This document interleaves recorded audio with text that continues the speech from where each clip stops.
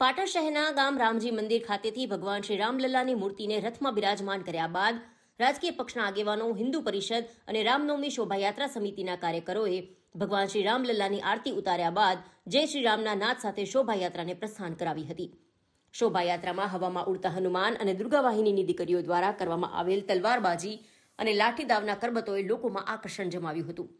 પાટણ શહેરના છીંડિયા દરવાજા પાસે આવેલ ગામ થળ રામજી મંદિર ખાતે ભગવાન મર્યાદા પુરુષોત્તમ શ્રીરામના જન્મોત્સવની હર્ષોલ્લાસ સાથે ઉજવણી કરવામાં આવી હતી. બપોરે 12 કલાકે ભગવાનના પ્રાગટ્ય સમયે મંદિરમાં ભજન કીર્તન સાથે ઉજવણી કરાઈ હતી. ભગવાન રામની 2 પ્રતિમાઓને 2 અલગ અલગ રથોમાં પ્રસ્થાપિત કરાઈ હતી, જેમાં પ્રથમ રથમાં અયોધ્યા ખાતે ભગવાન રામલલ્લાની જે મૂર્તિ છે તેવી શ્યામ વર્ણની 3 ફૂટ ઊંચી પથ્થરની મૂર્તિને રથમાં બિરાજમાન કરાઈ હતી, જ્યારે બીજા રથમાં રામ, લક્ષ્મણ, જાનકી અને હનુમાનજીની મૂર્તિઓને પ્રસ્થાપિત કરવામાં આવી હતી. પાટણ વિશ્વ હિન્દુ પરિષદ, યાત્રા સમિતિ તેમજ રાજકીય પાર્ટીના આગેવાનો, કાર્યકરો ભગવાન રામલલ્લાની આરતી ઉતારી હતી. ત્યારબાદ જય સિયારામના નારા સાથે રથયાત્રાને પ્રસ્થાન કરાવવામાં આવી હતી.